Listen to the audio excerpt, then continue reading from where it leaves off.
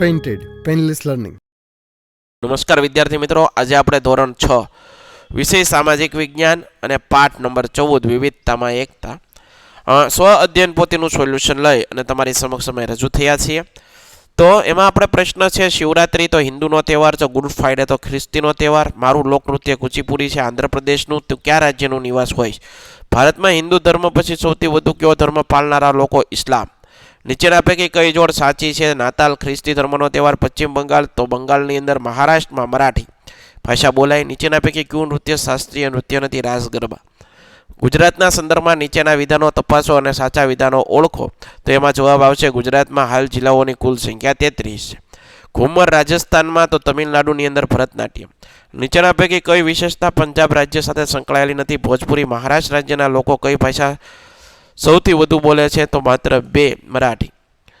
મિત્રો, હજી સુધી તમે અમારી પેન્ટેડ એપ્લિકેશન ડાઉનલોડ નથી કરી તો આજે જ ગૂગલ પ્લે સ્ટોર પર જઈ અને પેન્ટેડ એપ્લિકેશન ડાઉનલોડ કરો, જેની અંદર તમને દરેક વિષયના સ્વાધ્યાય પોથી, એકમ કસોટી, સ્વ અધ્યયન પોથી, આ ઉપરાંત દરેક વિષયના તમને ડીપલી વિડીયો લેક્ચર, ધોરણ 9-10ના વિદ્યાર્થીઓ માટે લાઈવ વિડીયો લેક્ચર, દરેક વિષયની વિષય PDF પ્રોવાઈડ કરવામાં આવશે.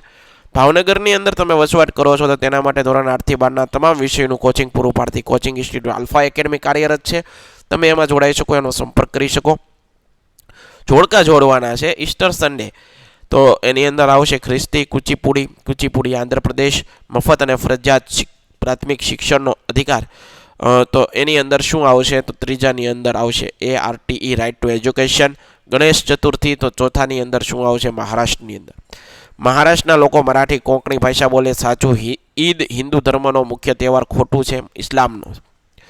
ભાંગડા જમ્મુ કાશ્મીરનું લોકનૃત્ય. ખોટું છે. ભારત બિનસાંપ્રદાયિક દેશ છે. સાચી વાત છે. ચૂંટણીમાં કેટલીક બેઠકો અનામત રાખવામાં આવતી નથી. ખોટું. ગુજરાત રાજ્ય, ભારતમાં ગુજરાત રાજ્યમાં રાસ ગરબા જાણીતા છે. ઓડિશી એ ખાલી જગ્યા રાજ્યનું પ્રખ્યાત નૃત્ય. ઓડિશાનું મહાવીર જયંતિનો ઉત્સવ જૈન ધર્મના લોકો ધામધૂમથી ઉજવે. ભારત દેશની રાષ્ટ્રભાષા હિન્દી છે. કથકલી નૃત્ય કેરળ રાજ્યનું પ્રખ્યાત નૃત્ય છે. આપણા દેશના લોકો કયા કયા ધર્મો પાળે? આપણા દેશના લોકો હિન્દુ, ઇસ્લામ, ખ્રિસ્તી, શીખ, જૈન, બૌદ્ધ, જરથોસ્થી, યહૂદી ધર્મો પાળે છે. રાષ્ટ્રીય એકતા કોને કહેવાય? વિવિધ ધર્મો, ભાષાઓ, જાતિઓના લોકો ભારતના રાષ્ટ્ર માટે પ્રેમ, સન્માન અને સમર્પણની ભાવના પ્રદર્શિત કરે તેને રાષ્ટ્રીય એકતા કહેવાય. આપણો દેશ કયા કારણે વિવિધતાવાળો દેશ બન્યો? આપણો દેશ ધર્મ, ભાષા, જાતિ, જ્ઞાતિ, આર્થિક અસમાનતા, ખાનપાન, તહેવાર, પોશાક, રંગરૂપ, રહેઠાણ, માન્યતા આવા કારણોને લીધે વિવિધતાવાળો દેશ બન્યો. ભારતમાં બોલાતી કોઈ પણ 5 ભાષાઓ ગુજરાતી, મરાઠી, બંગાળી, તેલુગુ, કન્નડ, મલયાલમ વગેરે ભાષા બોલવામાં આવે. કર્ણાટક રાજ્યની રાજધાની માતૃભાષા કઈ છે? તો કન્નડ છે. RTE, right to education. Sheth લક્ષ્મીચંદન પરિવાર, મુખ્ય તહેવાર પર્યુષણ. તો લક્ષ્મીચંદ છે કયા ધર્મના અનુયાયી છે? જૈન ધર્મના અનુયાયી છે. ભારત દેશને, આ યાદ રાખજો મિત્રો, આ બધું પૂછાય છે, બરોબર. ભારત દેશને એક ઉપખંડ સાથે કહી શકાય. ભારત દેશમાં અલગ અલગ ધર્મ પાળતા, ભાષા બોલતા તથા સંસ્કૃતિ, ખોરાક, પોશાક, રહેઠાણ, રહેણી કહેણી, રીતિ રિવાજ, તહેવારો, રહેઠાણ, માન્યતા વગેરેમાં ભિન્નતા. તેથી કહી શકાય ભારત દેશ એક ઉપખંડ છે. તમારા ગામમાં કયા ધર્મ પાળતા લોકો રહે છે? તેઓ પ્રાર્થના કરવા કયા સ્થળે જાય? તમારા ગામમાં હિન્દુ, મુસ્લિમ, જૈન ધર્મ લોકો રહે છે. તેઓ હિન્દુ ધર્મના લોકો પ્રાર્થના કરવા મંદિરે, મુસ્લિમ લોકો મસ્જિદે અને જૈન ધર્મના લોકો દેરાસરે છે. આગળ વધીએ. ભારત બિનસાંપ્રદાયિક દેશ છે. વિધાન સમજાવો. ભારતના બંધારણે દેશના તમામ નાગરિકોને ધાર્મિક સ્વતંત્રતાનો અધિકાર આપ્યો છે. આ અધિકારથી કોઈ પણ વ્યક્તિ કોઈ પણ ધર્મને માની શકે, પાળી શકે, અનુસરી શકે.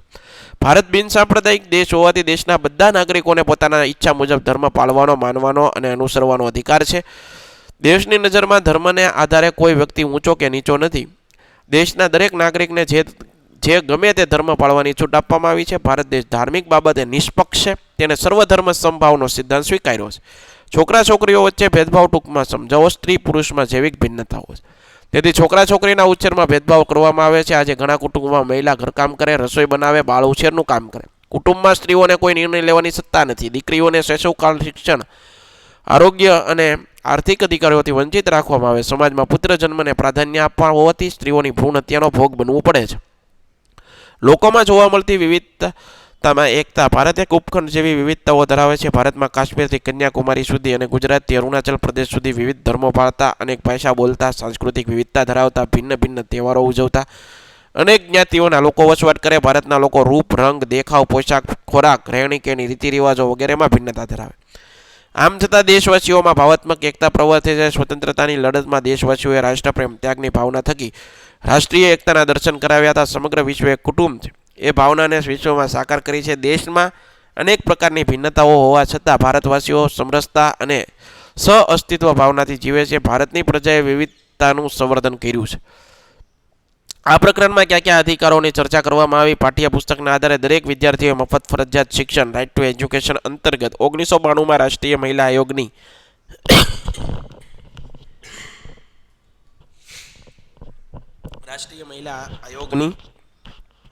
રચના કરવામાં આવી છે. ગરીબ મહિલાઓ સહેલાઈથી ન્યાય મેળવી શકે તે માટે નારી અદાલતની સ્થાપના કરવામાં, મહિલાઓની સમસ્યાઓના નિવારણ માટે મહિલા કલ્યાણ કેન્દ્રોની રચના થઈ.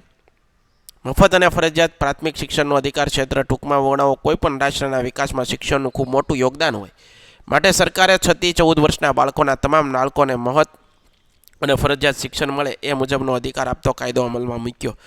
તેથી સૌને સમાન રીતે પ્રાથમિક શિક્ષણની તકો મળવા લાગી. વિવિધ ધર્મ વિશે માહિતી દર્શાવતા કોષ્ટક લખો. ધર્મના હિન્દુ, ઇસ્લામ, શીખ, બૌદ્ધ, પારસી, જૈન.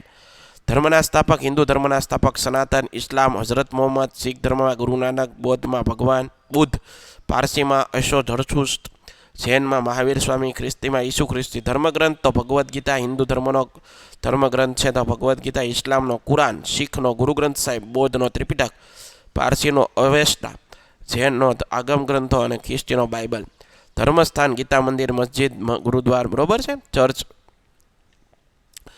શબ્દ ને 7 ધર્મો, 8 ભાષા, 8 નૃત્યોના નામ છુપાયેલા છે. તમારે આમાંથી શોધવાના છે, એ તમે શોધીને લખો.